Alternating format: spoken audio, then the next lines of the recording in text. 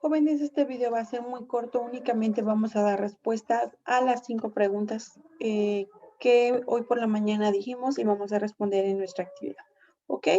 Para esto recordemos que nuestra primera pregunta hablaba de qué leyendas eran las que recordábamos. Eh, Vamos aquí a responder sencillamente una leyenda que hayamos escuchado, proveniente sobre todo de un lugar en donde nuestros abuelos, tíos, hermanos asistieron y nos puedan relevar qué es lo que comentan, ¿verdad? Si no conocemos este tipo de historias que nos han comentado dentro de nuestra familia, pues puedes incluir una de las leyendas que ya resuenan, aunque generalmente necesitamos conocer un poco más de los detalles. Quizá tendríamos que leer varias de las versiones, que ese es otro punto a tratar. Las leyendas, precisamente porque son contadas por las personas, en muchas ocasiones se cambian las palabras o incluso algunos agregan o quitan algunas escenas dentro de la historia, por lo que es importante que nosotros nos demos a la tarea de investigar qué versiones hay sobre las leyendas que nosotros recordemos. ¿De qué tratan? Por ejemplo, vamos a ver, recuerden que hemos escuchado la leyenda de la planchada. Algunos sabemos que la planchada es una enfermera que se aparece en los hospitales, que algunos supimos que la planchada ayuda a los enfermos a salvarlos y que no mueran. Algunos otros conocemos que la planchada es una enfermera que debido al coraje que siente porque ha sido engañada por un médico, hace todo lo contrario, termina con la vida de las personas.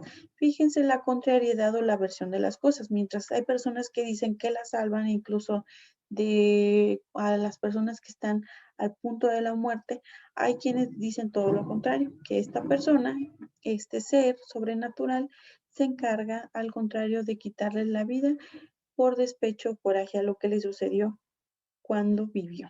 ¿Ok?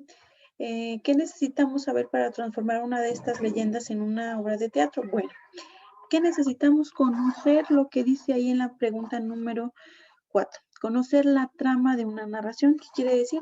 Acuérdense que una historia siempre va a tener un inicio, un desarrollo, un nudo o clímax y un desenlace. ¿Qué necesitamos conocer para transformar esta leyenda? Necesitamos saber desde qué origen o desde dónde, cuál es el inicio de la historia. ¿Por qué es que se aparece la planchada, por ejemplo, en los hospitales? ¿Qué fue lo que le sucedió a la señora, verdad? ¿Qué es cuál es la problemática o el nudo? Bueno, pues ahora, mientras algunos dicen que es una buena enfermera, otros dicen que es una enfermera mala, ¿verdad? Que termina con la vida de los pacientes. Y luego, ¿cuál es la moraleja o cuál es la parte final que conocemos de la historia? ¿Qué le pasó a esa enfermera? ¿Ok?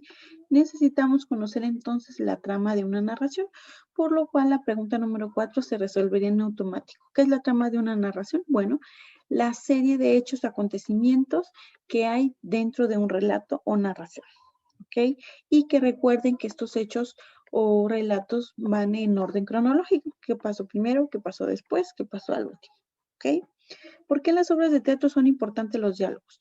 Recuerden que en las obras de teatro una de las características era que hay personajes o actores. Estos personajes representan lo que se dice dentro del guión de teatro, ¿verdad? Por lo que es importante que tengan claro qué conversaciones, qué discursos o qué diálogos hubo dentro de cada una de las situaciones narradas o escenas descritas en la narración. Ajá, o en el relato, para no repetir las palabras. Muy bien. ¿Para qué sirven las acotaciones en una obra de teatro? Ojo, aquí voy a incluir esta información en donde dice que una acotación en una obra de teatro se refiere a las notas o los comentarios de naturaleza descriptiva que el autor incluye dentro de su guión para explicar los detalles o movimientos y acciones que los personajes realizan en escena. Dice aquí, así como todo lo relacionado en la puesta escénica. Dentro de un guión teatral vamos a encontrar estas acotaciones dentro de los paréntesis o corchetes, es decir, son indicaciones o acciones que realiza el personaje o los personajes pero que no se dan a conocer como tal. ¿Quiénes tienen acceso a esas acotaciones? Principalmente los personajes que son quienes ellos van a representar ese movimiento, esa característica. Si, por ejemplo, ahí dice, fíjense bien, las acotaciones no forman parte del texto que van a pronunciar los actores. Su función más bien es indicar a los actores y al director de ciertos aspectos de la representación teatral, como sus gestos, su tono de voz, sus expresiones, etc. Las acotaciones en general aparecen en todos los textos de carácter dramático, sean para teatro, televisión, cine u ópera. Tocón. Un ejemplo de acotación ocurre en este diálogo.